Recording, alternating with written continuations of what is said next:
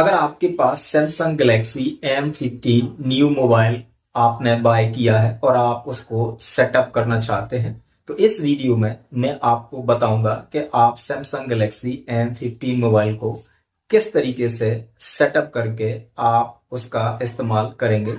तो चलिए वीडियो शुरू करते हैं।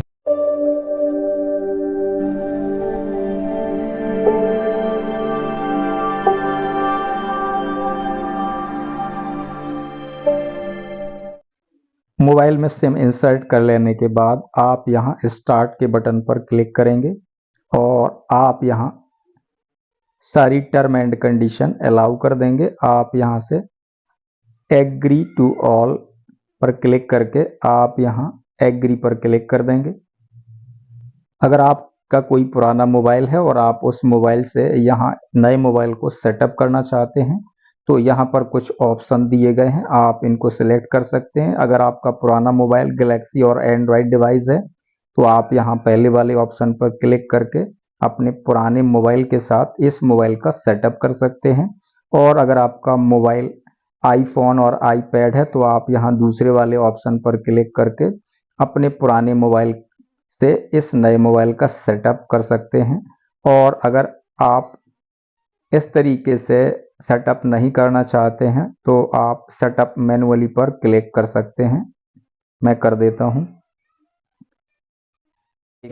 अगर आप इस मोबाइल का सेटअप करते समय इंटरनेट डेटा का यूज वाईफाई से करना चाहते हैं तो आप यहां वाईफाई वाले ऑप्शन पर क्लिक करेंगे। यहां पर आप उस वाईफाई कनेक्शन का पासवर्ड डालेंगे और यहां कनेक्ट पर क्लिक करेंगे तो आपका वाईफाई कनेक्ट हो जाएगा इस मोबाइल के साथ और आप इस मोबाइल में आगे की प्रोसेस अपने वाईफाई के डाटा से कर सकते हैं। पर मैंने यहाँ इस मोबाइल में एक सिम इंसर्ट कर रखी है और उस सिम में इंटरनेट डेटा अवेलेबल है, सो मैं उस इंटरनेट डेटा का ही यहाँ सेटअप करते समय यूज करने जा रहा हूँ। सो मैं यहाँ इसको बैक कर दूंगा, इसको बैक के बटन पर क्लिक कर दूंगा और यहाँ से मैं इसको एस्केप पर क्लिक कर दूंगा। यहाँ आपसे पूछा जा रहा है कि यदि आप किसी पुराने मोबाइल के ऐप्स को यहाँ कॉपी करना चाहते हैं नए मोबाइल में तो आप कर सकते हैं। अगर आप करना चाहते हैं तो आप नेक्स्ट वाले बटन पर क्लिक करेंगे और अगर आप ऐसा नहीं करना चाहते हैं तो डोंट कॉपी पर आप क्लिक कर देंगे।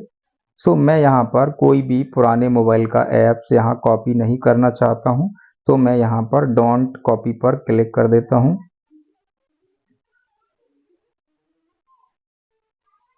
अब आपको यहाँ एक जीमेल आईडी और उसका पासवर्ड डाल करके मोबाइल को साइन इन करना होगा। अगर आप कोई पुरानी जीमेल आईडी यहाँ यूज करके साइन इन करना चाहते हैं तो कर सकते हैं और अगर आप चाहें तो एक नई जीमेल आईडी बना करके भी इस मोबाइल में साइन इन कर सकते हैं।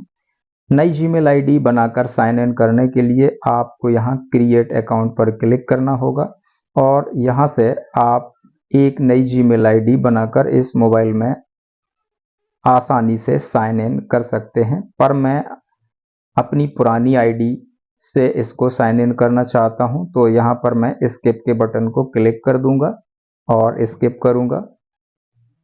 आप यहाँ इसको स्क्रॉल डाउन करेंगे और नीचे एक्सेप्ट के बटन पर क्लिक कर देंगे।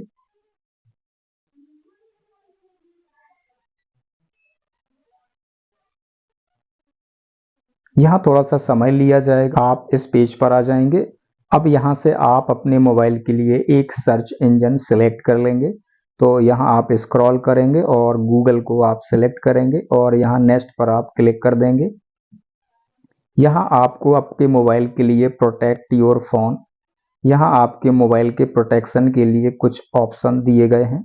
आप चाहें तो इसको यूज कर सकते हैं या आप चाहें तो इसको बाद में भी यूज कर सकते हैं। ऑप्शन यहाँ आपको फेस रिकॉग्निशन का मिल जाता है, फिंगरप्रिंट का मिल जाता है, पिन, पासवर्ड और पैटर्न का यहाँ पर आपको इनेबल्ड करने के लिए आप किसी भी प्रोटेक्शन को आप क्लिक करेंगे और ये हो जाएगा। पर मैं यहाँ अभी इसको बाद में सेट करूंगा तो अभी मैं इसके पर क्लिक कर देता हूँ, एस्केप एनीवे और गेटिंग योर फोन। अगर आप कोई सैमसंग अकाउंट पहले से ही रखते हैं और उस अकाउंट को आप इस मोबाइल में रिकवर करना चाहते हैं तो आप यहाँ उस सैमसंग अकाउंट की जीमेल आईडी डाल करके साइन इन कर सकते हैं।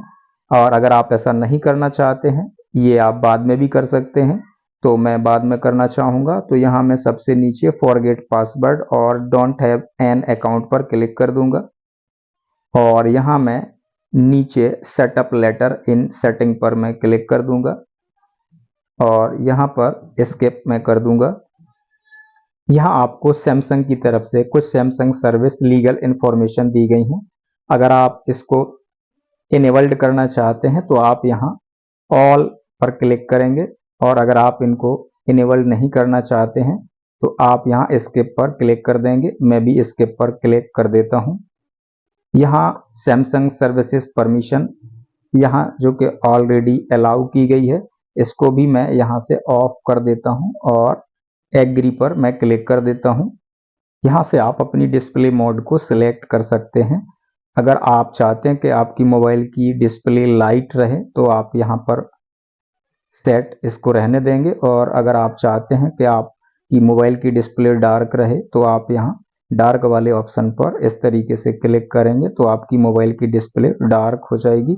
मैं यहाँ लाइट पर क्लिक करके नेक्स्ट पर क्लिक कर देता हूँ।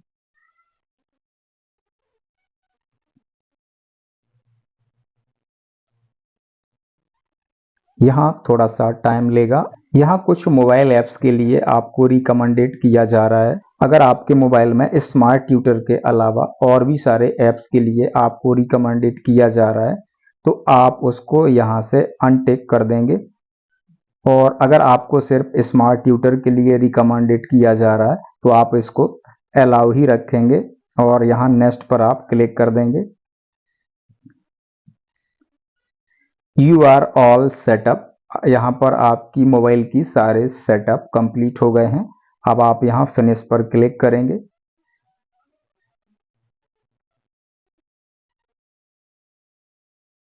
क्या है, आप यहाँ डन पर क्लिक करेंगे।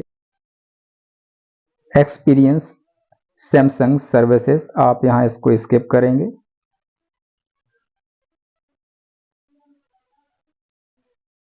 यहाँ से आप लैंग्वेज सेलेक्ट कर लेंगे। आप हिंदी या इंग्लिश कुछ भी सिलेक्ट कर सकते हैं। मैंने इंग्लिश सेलेक्ट कर लिया। नेक्स्ट पर क्लिक करेंगे। यहाँ पर कुछ ऐप्स के लिए आपको फिर से रिकमेंडेड किया जा रहा है। यहाँ अगर आप कंटिन्यू पर क्लिक कर देंगे तो ये ऐप्स आपके मोबाइल में इंस्टॉल होना शुरू हो जाएंगे। तो आप यहाँ इसको अनटिक करेंगे और यहाँ आप कंटिन्यू पर क्लिक करेंगे।